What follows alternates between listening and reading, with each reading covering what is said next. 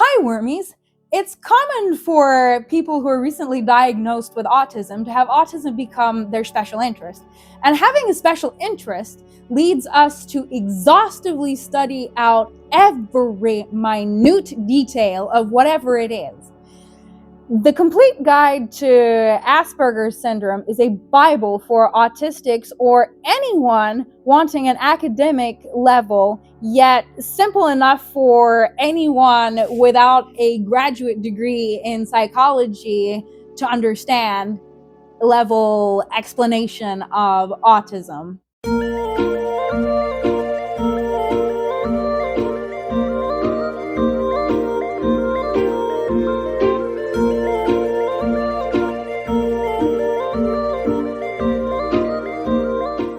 Welcome back to my channel. I'm Hannah and I have autism and ADHD. I make weekly videos rating the representation of neurodiversity in the media so you can make an informed decision on what to read or watch.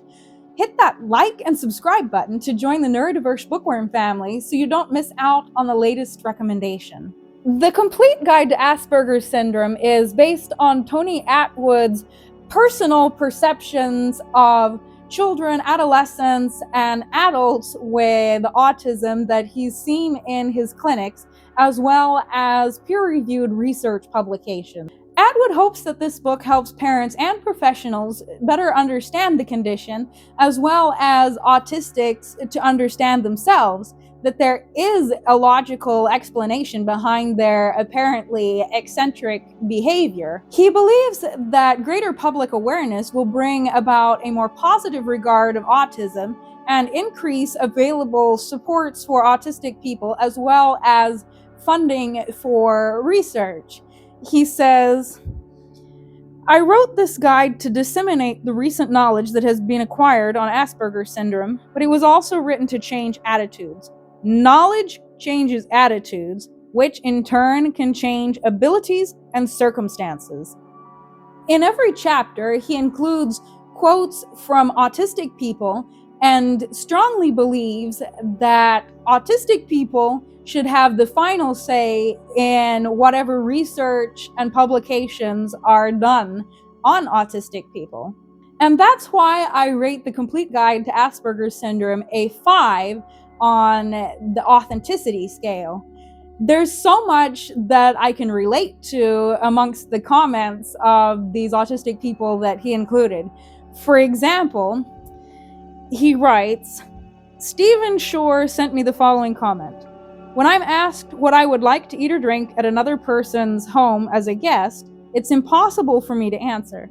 My response is to ask, what is available? Once the options are laid out for me, it is easy to make a choice. Otherwise, the question just feels too big. Boy, I relate to that. Like, I don't want to be taken as asking for too much, or how am I going to know that the person who's offering me something isn't just offering to be polite? And if I say something that I'm thinking of, then maybe I run the risk that they don't have it and I'm putting them on the spot. Or if I default to asking for water, then maybe I'll find out that they wanted to give me soda or juice or something else that I like even more than water. How am I supposed to answer that question when I don't know the options? It's kind of the same way in an airplane. Like, if I don't know the beverage options and I can't find it in that little magazine in the backseat pocket, I'm like really awkward about it and don't know what to do because it's not obvious. How do normal people manage that? Like, how is it not awkward for you guys? I also related to one of the things he wrote in the chapter on understanding emotions. One of the teenagers with Asperger's syndrome in the group informed me that when he feels sad, he gets angry with someone who's trying to cheer me up. Words and gestures of affection are not an emotional restorative for him and can result in an angry and aggressive response. A teenage girl in the group said, "Crying doesn't work for me, so I get angry instead and throw sticks." For her, too, tears are not an emotional release. However, a physical and destructive action does repair the sad feeling. Unfortunately, others would interpret such behavior as indicative of feeling angry and aggressive. And that's puzzled me for a long time. Why is it that when someone is nice to me, I just somehow feel an intense, I don't know, it's not exactly anger, but it's an intense, violent sort of feeling that wells up inside me, and I feel like just lashing out at them, and that makes no sense. They're being nice to me, but yet that niceness and that kindness is upsetting to me. And so here in this book, it at least made me feel like I'm not the only one who feels irrationally angry with people who are trying to help me and be kind to me. Well, I could go on all day about the different things in this book that I relate to. I'll stop here with this one about how the speech of autistic people gives us away to those who are in the know. He says, "When listening to the speech of a person with Asperger's syndrome, you can become aware of unusual aspects of pitch, stress, and rhythm, i.e., the prosody or melody of speech. There can be a lack of vocal modulation, such that speech has a monotonous or flat quality, an unusual stress pattern, or over-precise diction with stress on almost every syllable." And I didn't think that I talked weirdly, but I remember when I was going to my assessment that the neuropsychologist said afterwards that he was almost certain I was autistic after the first meeting, even though we hadn't done any tests, because of the way I spoke, that I have an overly intonated kind of sing-song way of talking, and autistic people are either like overly flat and have no expression in their speaking, or we overcompensate and have ah da da. And there's other instances where people have recognized this in me. Most people will take it to mean that I'm a foreigner, but those who are in the know will recognize it. For example, I was on a boat doing mission work in the Amazon, and there was one of the medical professionals with us that also recognized this in me. And I'm constantly amazed because I usually think, it's not very obvious, but I can't hide the way I speak. And so those who are in the know are going to recognize it. And honestly, I kind of like that recognition in a way. It's like a secret in, I know you, I see you. It's a weird feeling I don't know how to describe when someone recognizes me like that. And Atwood also includes some advice on how to speak, as he put it, Aspergese, tips on communicating effectively with autistic people. And now let's move on. I rate the Complete Guide to Asperger's Syndrome a 4.5 on the diversity scale, as it includes a diverse range of ages and gender. I can only give this book a 4 on the accuracy scale because it's based primarily on the DSM-4, It was written in 2006. There are some updated portions, especially the introduction, and he uses person-first language such as person with Asperger's. And Asperger's itself is a bit of a problematic, controversial term in the autism community because, one, it was removed from the updated DSM-5 in 2013, and also some say that we shouldn't use it because Hans Asperger was a Nazi. But why does Tony Attwood keep using this term, even though he acknowledges in his introduction that it's no longer a current term? He says, "In my own clinical practice, I use DSM-5 diagnostic criteria, and in a report state that a child or adult has ASD level 1, Asperger syndrome, so that parents, teachers, and therapists will be able to use a term, namely Asperger syndrome, that is often understood by the general public. Asperger syndrome is also a term that can be used to seek further information from the internet and published books and research articles published prior to 2013. Thus, the term will still be legitimately used by clinicians, parents, teachers, therapists, and those with an ASD diagnosis. The general public and media will continue to use the term Asperger syndrome, and for simplicity and continuity, I will also continue to use the term." And he doesn't consider Asperger's to be a Nazi, and for me either. I think the evidence is lacking and unconvincing.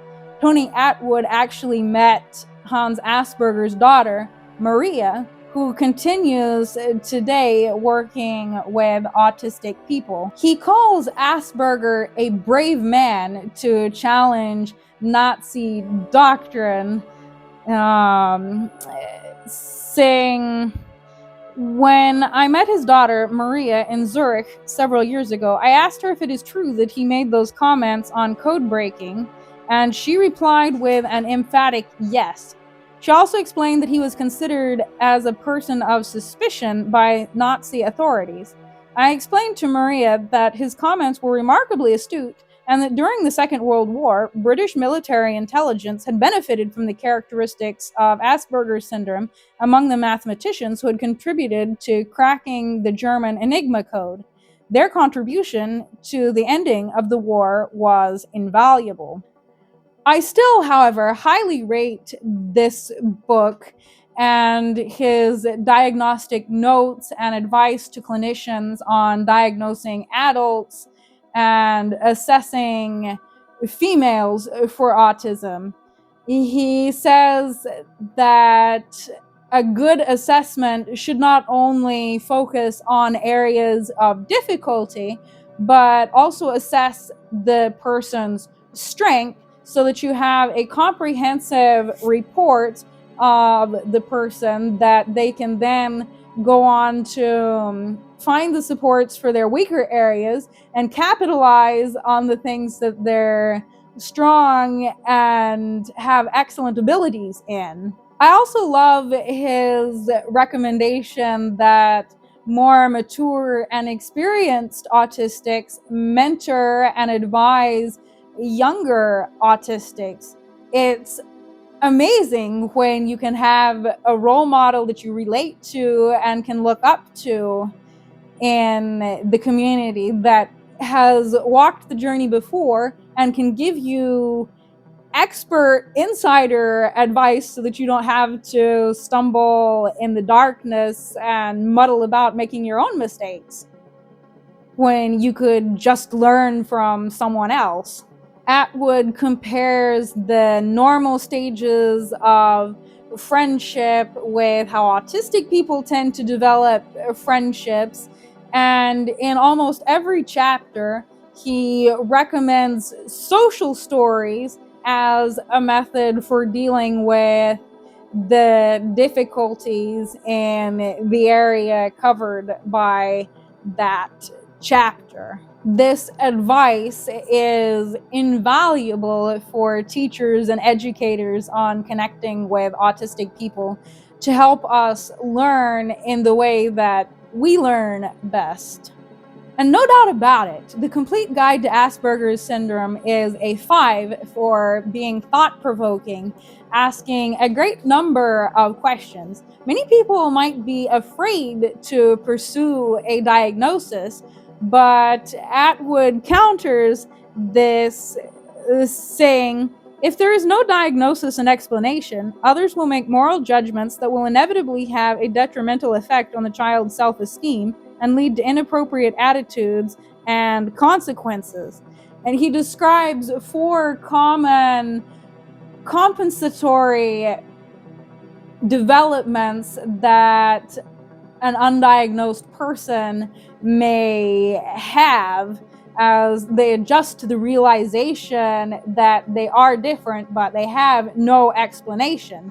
They may either become reactively depressed or escape into imagination, or they could deny it and become incredibly arrogant, like, who, me? Problems with me? Absolutely not.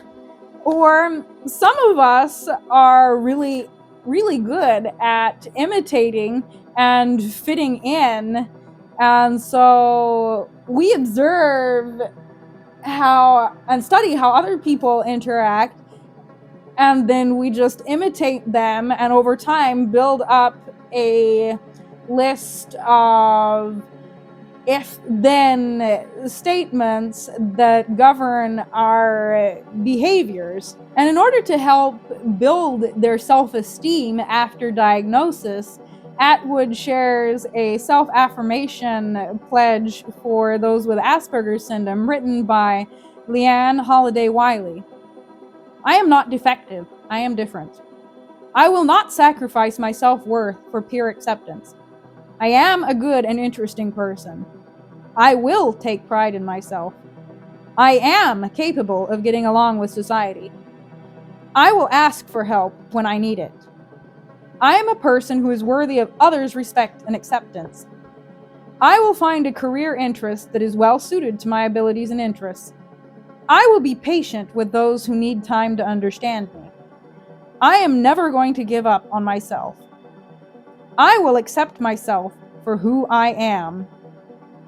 And that is very important, accepting yourself for who you are. And once I did that and stopped living for what other people told me I should be or what I thought they expected of me, and instead began to ask myself, well, what do I want? How do I feel? Then I was able to let go of a lot of shame and pressure that led to anxiety. And now I'm in a stable place where I can reach out to other people and help them build their self-confidence as well. There's tips included on how to recognize the signs of bullying in autistics and how to help them deal with that, as well as on finding careers and relationships that are suited to autistic people's needs, as well as how to find a therapist that is able to help autistic people, because a lot of common therapy techniques and therapists themselves are not familiar with and not made for the unique challenges autistic people face, as well as our different way of thinking and approaching life. And finally, the Complete Guide to Asperger's Syndrome is a 5 for accessibility.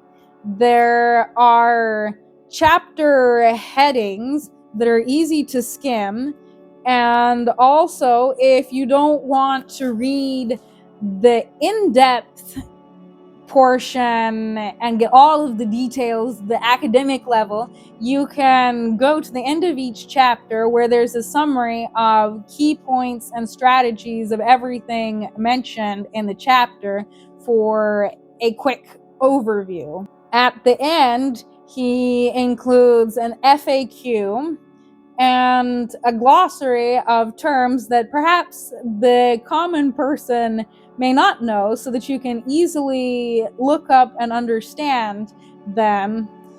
And also, there's a list of additional resources to explore.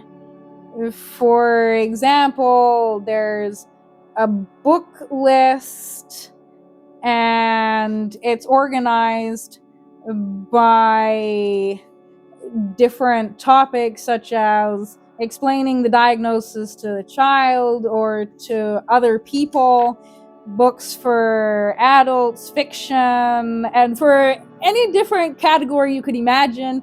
He has a resource in books or other educational and support resources that you can explore and use. There's even a list of web pages to visit to get more information.